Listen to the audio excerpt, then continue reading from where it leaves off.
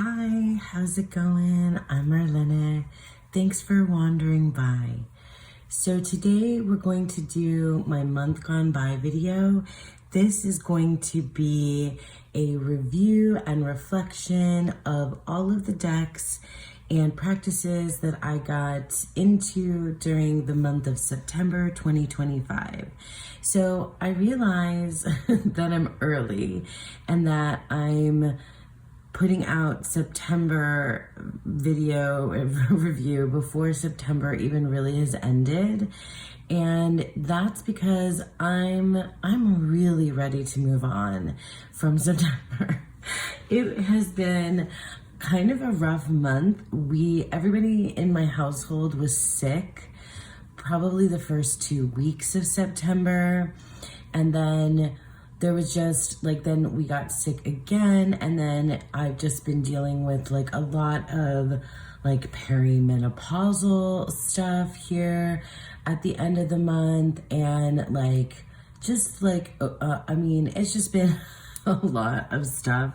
And so I did do a lot with my tarot and oracle decks regardless, because it's just what helps me stay sane, makes me feel better, helps me get through things. So that's definitely in here, but I'm ready to move on to the next month.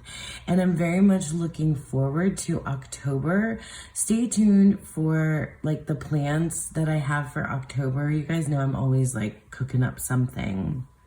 Anyway, so that's why we're ready to be done with September and move on. Not that that really means anything, but it's time anyway.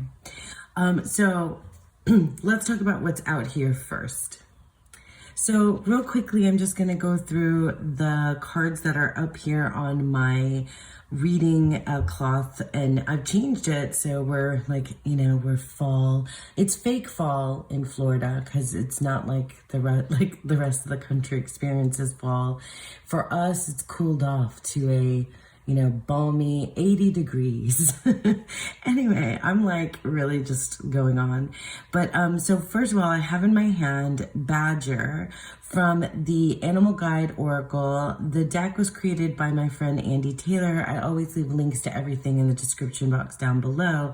But Badger is my animal from Animal Gnosis. So I talk about her every single month, but Tegan of Animals and Arcana has a Patreon where she guides us through a practice called Animal Gnosis, among other offerings.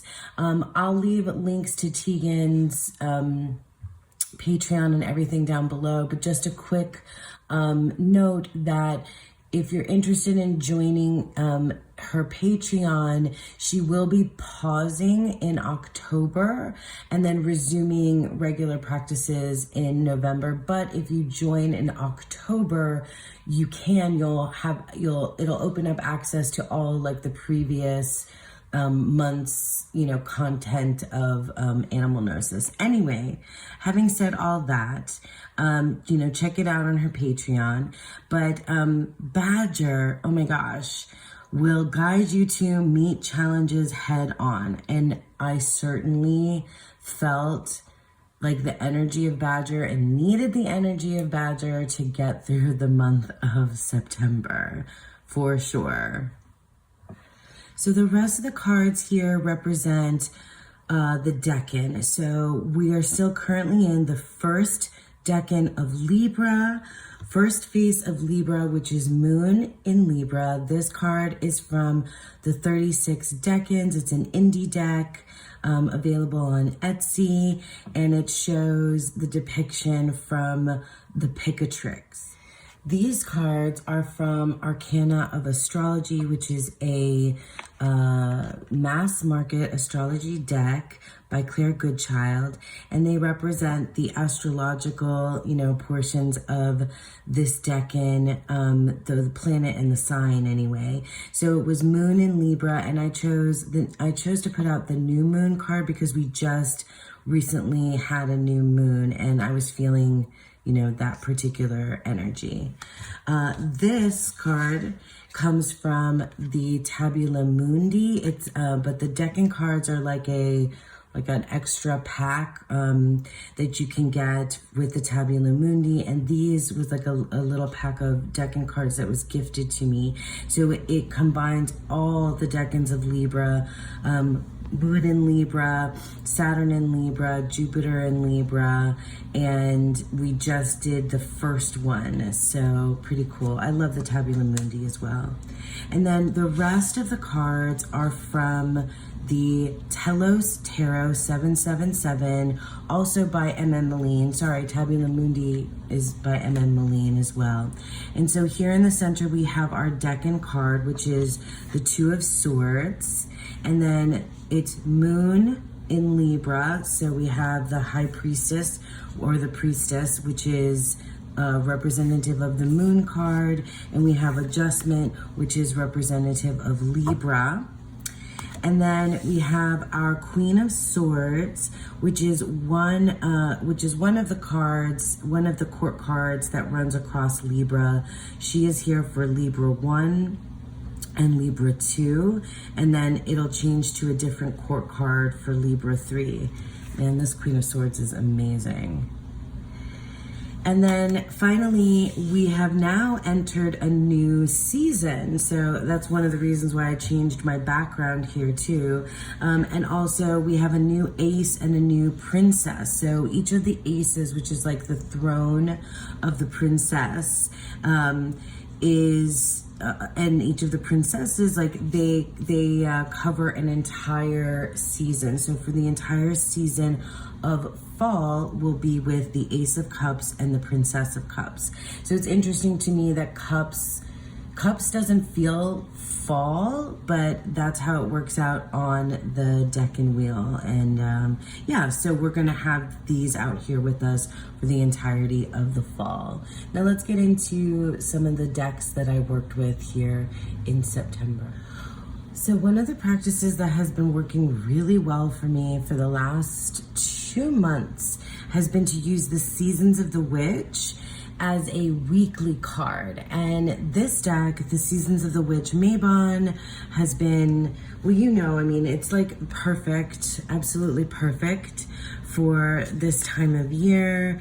It's all the colors that you want, you know, the oranges, browns, yellows, you know, fall colors, getting into that, you know, mood and season. But I've always found these decks to be like just so incredibly spot on without being too like advice, too affirmative, you know. It's not like affirmations, but it's still like very helpful, or to be too like, you know, in your face or difficult. It's just like a perfect blend of like the season with the hint of the metaphor, with the witchy vibes, with the like message that you know, can pull into your everyday life, as well as beyond that, you know, even more like in a spiritual sense. So I've really enjoyed, I mean, I love this entire series and always have,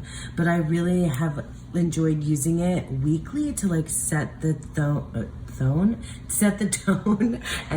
and theme and tone together of the week. And so I brought out my my Hobonichi cousin, because I have a whole video that I made on how I had planned to use the Hobonichi for my day-to-day life, but also for my tarot and oracle practice. And so you can see down here at the bottom of the week, this is the weekly section in the cousin, I have my card of the week, and the first week was Tea Magic, and this was absolutely like literal spot on because we were all sick. And the tea magic, like when my partner made me tea, because I had laryngitis for a while and when I would get home from work, he made me tea and honey, and oh, my mom sent me tea and honey, and it was just like absolutely magical. I mean, I know, it helps your throat to drink warm tea, but there's just something so soothing and loving about getting it from, your loved ones, making it for you or sending a care package for you when you're sick, that just absolutely helps everything beyond just the sore throat, so that was the first week. And then you see how I color code everything, my work week, and then I have usually the weekends off. I put my decks, the books that I'm reading, my to-do list, and then my card of the week down at the bottom. And so then the second week we had kitchen witchery, which this one was a little bit of a question mark, scratching my head, because it was all about abundance and how it flows easily and how to be in gratitude. And honestly, with the mood that I was in and the stuff that I was dealing with, I found it I was feeling really bratty. And I found it really difficult to be in gratitude.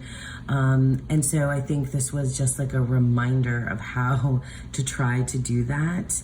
You can see when I'm sick and just, a bunch of stuff going on. Then the third week of September, we had peppers, and this was so spot on too. Be fierce about the ways in which you protect yourself. Allies await. And I think this, came into play with Badger as well. So there are a lot of themes that I was working with in terms of boundaries and protection and, that fierceness that definitely coincides with the energy of Badger that I was feeling, especially in this week of September. It says, oh, I already read it. Be fierce about the ways in which you protect yourself. And I was trying to take care of myself, take care of my family. There was some, specific things going on at work that made me feel like I needed to create very specific boundaries as well. And so Peppers was the absolute perfect card for this week.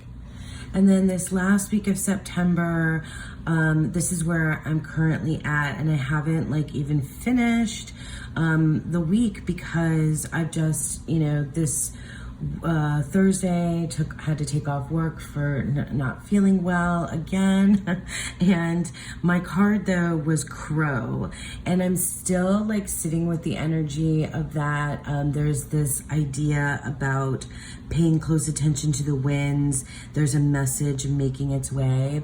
There's also at this time of year in my area, a lot of afternoon thunderstorms and a lot of wind and a lot of leaves that are falling off the trees, but dead, not pretty colors, just brown. Although I do like the color brown, but anyway, there's always a thing with with the wind kicking up, and it's very much a metaphor that I've written poems and stuff about before.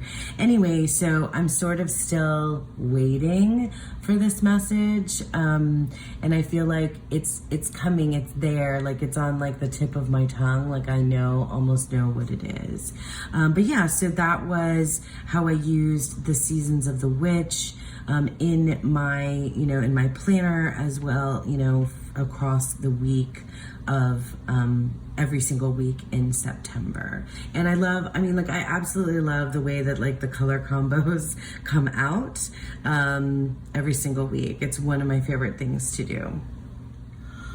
So while there are practices that did work for me this month, there were also some practices and decks that absolutely didn't do it for me this month. And I don't think it's the deck's fault at all. I think it was more of a me thing, and what I was specifically needing from the artwork and voice of my decks this particular month.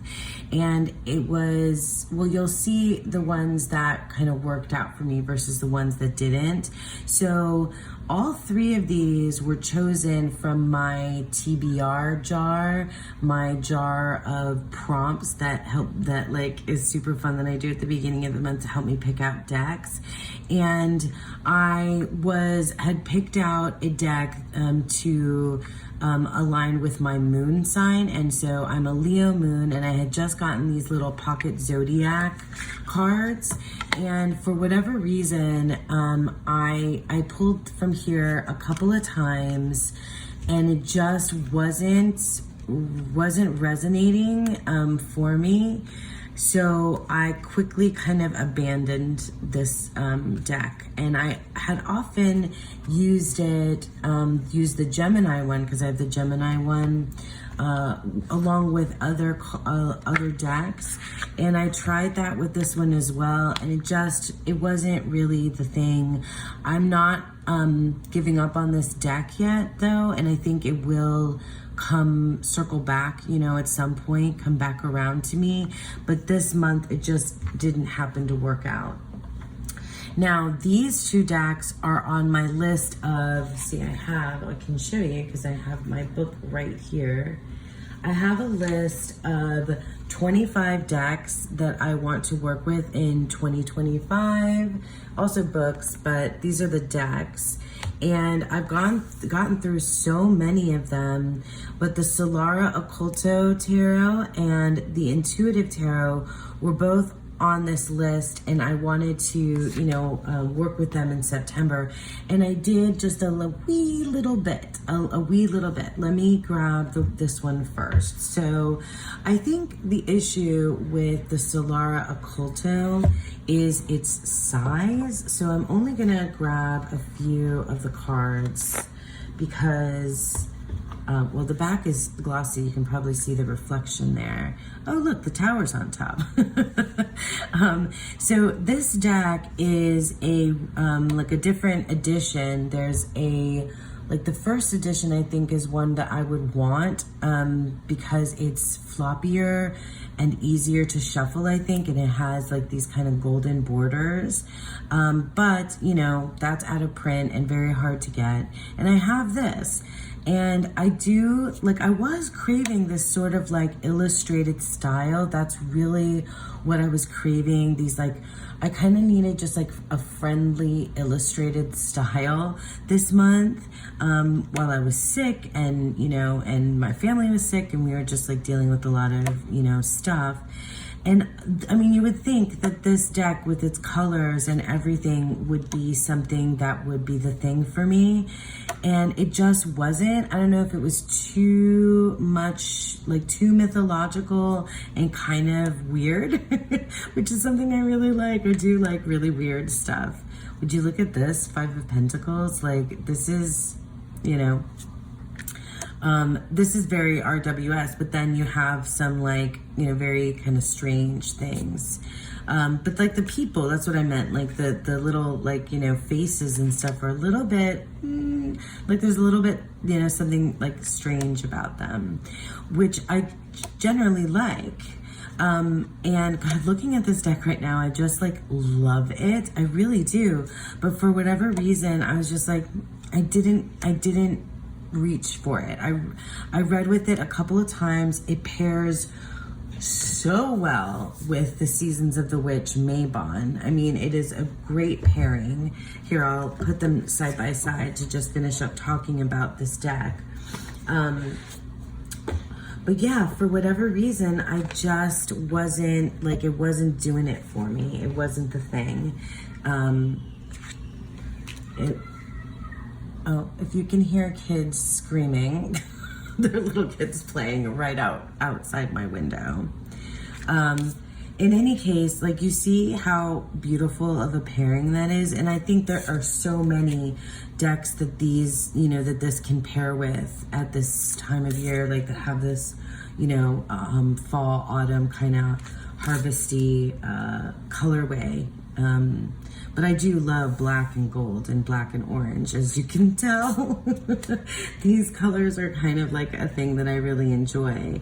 But yeah, the Solara Occulto, I'm not giving up on it yet either, because I think that there will be a time where it will speak to me and I will want to work with it more. It just wasn't this month, you know, it just wasn't particularly the deck that I wanted to use this month. So in the same vein, the Intuitive Tarot was also a deck that I worked with a couple of times, but just wasn't like speaking to me in the way that I was needing this particular month. So this is a deck by Scylla Conway, and for some reason I thought that this was a Thoth inspired deck, but I don't think so necessarily anymore. Maybe a little, but it really is its own thing. And actually you can see like RWS inspiration in here as well. I love these ovals. They're very portal-like to me, and I've used this deck before. I just wanted to make sure to spend more time with it. Maybe I will in like, I don't know, October, November, maybe. But right now, it's just not what was, like, it just felt a little bit too serious. And I don't know, not that like the other decks that I was working with aren't serious, but this one just felt like too serious for some reason. I don't know why. Maybe like the look on the characters' faces was just like not soft enough for me or something. And when you see like what I was mostly working with, then maybe you'll understand. Like, I think I was wanting an illustrated style, but I was wanting something that felt more like a cartoon or storybook than this kind of illustrated style. And it's really just all about the artwork, I think, for me, that, you know, kind of thing that I was looking for this particular month. So beautiful deck, and I worked with it a teeny bit, so I can check it off my list. I'm allowing myself to do so, basically. And then, yeah, I'm checking them off my list, but they just, you know, these two decks just weren't it for me this month. So I guess a kind of like a fail, you know, sort of deal. But I will show you now the decks that I used a lot and really loved.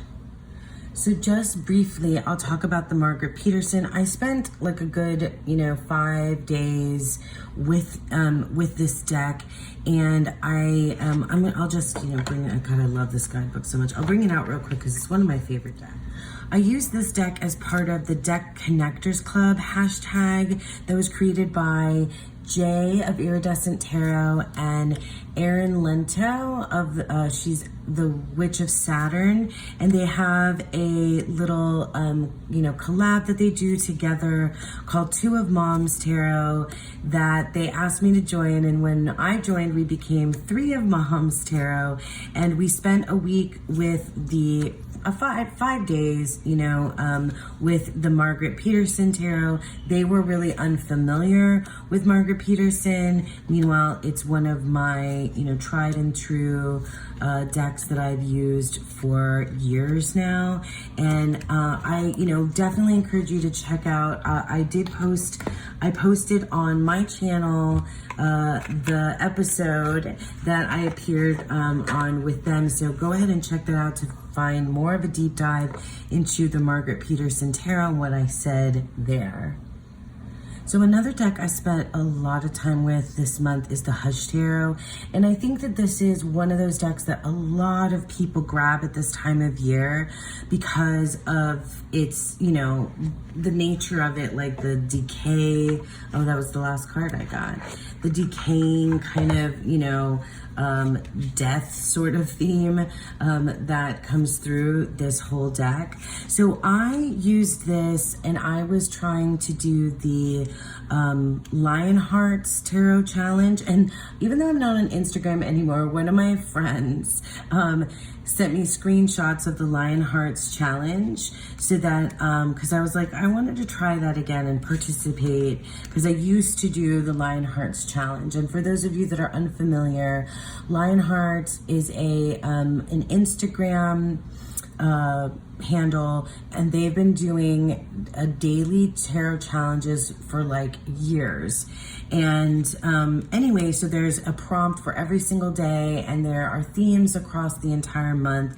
And this one is had to do with like where the wild things go, or something about your inner, you know, wildness. And honestly, nothing against the challenge, but for whatever reason, the way that the questions, the prompts, the daily, you know, tarot prompts were written, just, it wasn't, I couldn't, it wasn't working for me. And while I understood what the theme and idea was about, it just felt like too, like, sometimes I'm all for like very like flowery language. I mean, I'm a poet, so I'm obviously a fan of flowery language.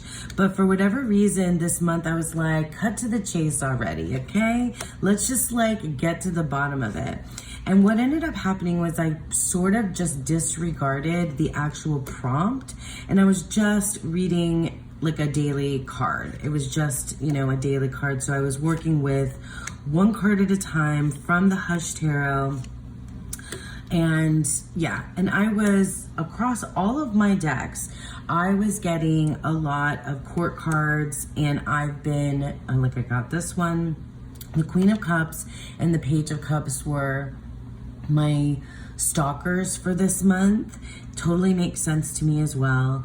But in any case, yeah, quartz I've been studying. I have another video where I talked about that as well.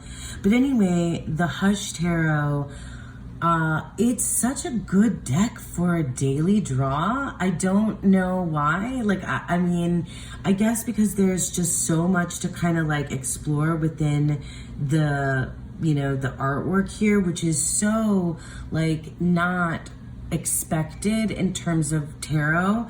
So I got the Five of Cups a bit too.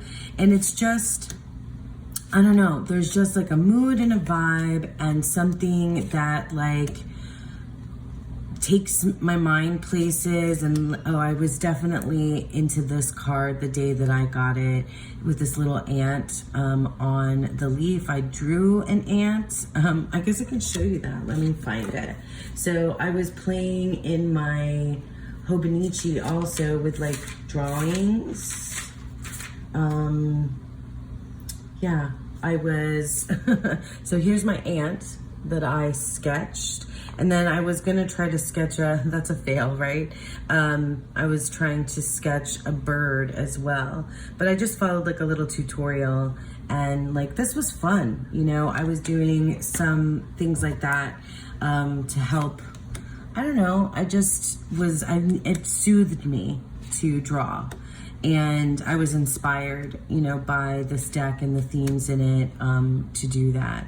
So yeah, I definitely gave up on what the tarot challenge was about, and just, you know, worked with the Hush Tarot in my own way, day by day. And I really did pull it almost every day, you know, this month. So it was a good one, the Hush Tarot. Some oracles I used this month. The Divining Poets, let's talk about that first because it's kind of easy to talk about.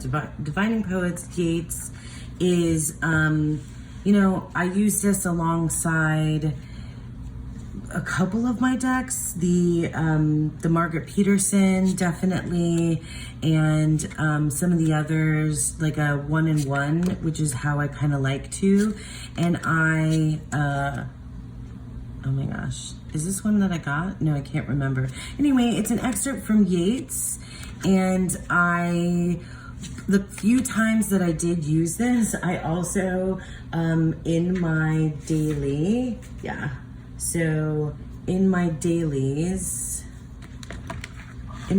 section, I did a study of the poem from William Butler Yeats.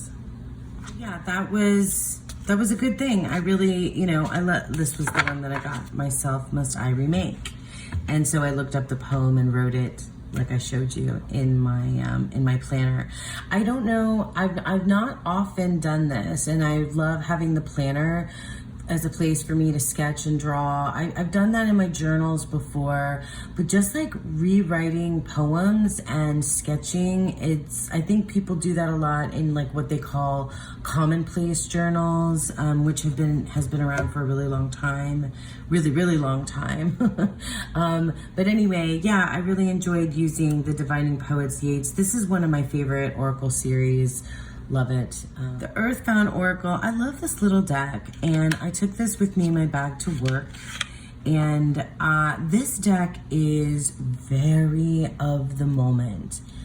It speaks of the moment in the moment, and it's like big ideas for like a small moment, and that's how it has worked for me. I would pull one or two cards like different times during the day at work, like transition times. I would also text my partner and pull a card for him as well. Oh, I got this card, Fear. I got a card a couple of times. The Tarot card is one of the cards I got twice. But for whatever reason, it was just like what was literally going on, but it like kind of zoomed out. Oh yeah, sleep. I got that one. Definitely, I got this one too for a very specific question that I asked. And yeah, I got Earth and Terra. I'm always like, why Earth so much? I'm like, I need to like get my feet on the ground again, I think is what it was trying to tell me. And I just absolutely love the artwork in this deck, and it's just really good. It's just really good. And it like I said, we got this card too, and oh yeah, we got this card too. Time. I was like literally waiting out the clock, and gift.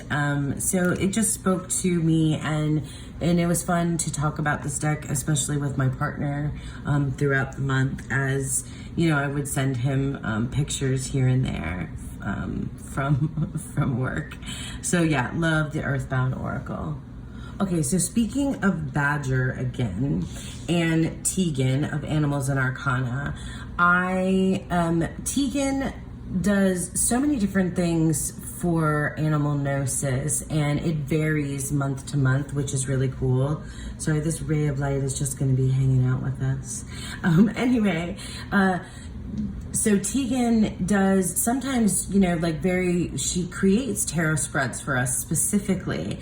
And sometimes she does different write-ups about the animal, like in, you know, everyday like habitat, like kind of, you know, just informational as well, but also she ties it to like specific themes. She sometimes talks about folklore, different regions, like all different kinds of stuff is in there. And this month, there were these questions posed, and it was related to another thing that Tegan does, where it's animals in tarot. And so she, you know, went through her decks and found examples of Badger in, you know, in the tarot, and discussed each of the different cards and so on and so forth. And then there was, you know, because of that, like specific questions and themes that, you know, were patterns that repeated. Obviously, that's what a pattern is. And so anyway, she wrote she wrote these themes and posed these questions that felt like, to me, you can use them as a tarot spread or a journal prompt, and that's what I did. I did both. And we also got, like, I did so much with this, each of these different themes. There was 6 of them in total, and I spent like every week, sometimes twice a week, obviously, working with this like very specific theme of, you know, strength and like boundaries, like a bunch of other things I'm not gonna, you know, tell you or show you because that was part of, you know, Tegan's work. But I want to show you the decks that I worked with in tandem with this practice. And it was the Cozy Witch Tarot and the Gentle Creatures Wisdom deck, which turned out to work so well together. And like I said, I was having a month where I was just like physically, emotionally, and mentally, more mentally and physically depleted than emotionally. And I really needed these friendly faces. Now, the Cozy Witch Tarot is a deck that I wasn't sure would be for me. And on its face, I can say that like when I read each of these cards by itself, it kind of annoys me. It feels like way too watered down and simplified. And too like affirmation-y, which is interesting because Amanda Lovelace, who's the creator of this deck, also is a poet. And there's a lot more like meat and substance, I think, in her poetry than you'll find in this, you know, like in these little like blurbs on the tarot. I do think though that the magic or the power of this deck is when the cards, like reading this as a daily draw, I don't think would work for me. I think what works is having it as a, you know, a reading, and it's much more powerful in that way than one at a time, you know? So when you look at these messages all together, it's less like, oh my God, I was gonna say cutesy, but I guess, yeah, I'm just gonna be honest and say that it's like less cutesy. It's more powerful. And there was a couple of times that I even felt compelled to do some workings with this, with Badger and with this deck. I even have like something up here that was part of it with this locket and a whole thing that I did with. It was just great and helpful. So yeah, I mean, this deck is like when you take one card, right? This is the Ten of Swords, and you read hurt people, and hurt witches. And if I were just to read that by itself, I'd be like, blah, you know, like, I don't know. I'm just sort of jaded enough that like annoys me. But like, if you look at things all together, like all three of these, having it all looks different to everyone. And then this hurt and then let go of imposed limitations. So like, the imagery is so friendly and forgiving, you know, and approachable that like all of it together when you're dealing with some like heavier topics feels, you know, it feels good. It doesn't feel too like cutesy and too like, it doesn't, because sometimes for me when things are too cutesy and nice, it feels dismissive of how I'm feeling, and so I prefer, you know, something a little bit more like edgier and harsher, but not too harsh. I'm like, there's such a secret sauce of, you know, sometimes of what it is that I need, and I'm sure you guys understand that. So yeah, so this deck, like when you use it with, you know, at least 3 cards, right? It was very good. And with as a companion to it, the Gentle Creatures Wisdom deck, but companion, yeah, it did its own work as well. This is a deck by Dan May, and the artwork is the same as the deck that I think more people talk about, or I see more often on TarotTube, is the Into the Lonely Woods. But I prefer this deck because it doesn't have those phrases that are seem kind of vague and nebulous to me. It has just one key word and or idea, and I like it like that. It does have cards that are landscape as well as portrait, but I think that these also, with multiple cards out, a few of them, this was the one, key. So I had several cards that had like a locket or a necklace in them, and so I worked with my necklace here. I've had that since I was 13. Anyway, these two decks together and in tandem with the prompts from the animal gnosis, sorry, we're upside down, were chef's kiss, right? Perfection. Very helpful in what I was working on and thinking about. This Queen of Cups, I got her. Honoring your emotions is one of the highest forms of self-care. But like, okay, like that's annoying by itself. But this whole scene, and then like next to this, directions, it's better. You know what I mean? Like I can stomach it. It's not too sickly sweet or annoying. I hate to say it like that, but you know, or do I hate to say it like that? Anyway, this was a good combo is what I'm saying overall. And these creatures are just so like ethereal and like, but earthy and like, you know, earthy spirits. It's just really good. I love this card. Two of Swords, wake up. What is it you truly want? Nurture. So yeah, love all of this together, and it was a good, very good, deep practice for me this month. I also continued to work with the Modern Goth Tarot this month, and I love this deck so much. I absolutely love it. I also can't talk about pip decks without talking about Mariana at Happening by Chance is her tarot channel.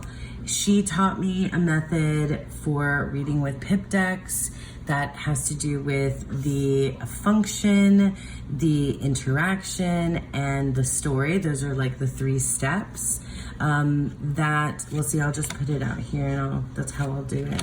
Because I need, for whatever reason, 5 cards usually when I'm working with this deck, which is unlike me because I'm I like 2 cards. I don't know, what can I say? I change my mind about stuff all the time.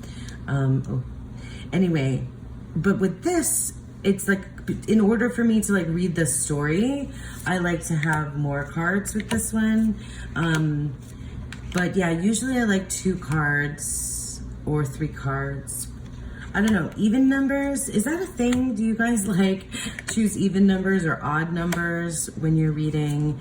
I also absolutely love the court cards in this deck. And as I mentioned, I was getting lots of court cards, Queen of Cups, Page of Cups, Knight of Cups, all of them. I think I saw all the court cards this month.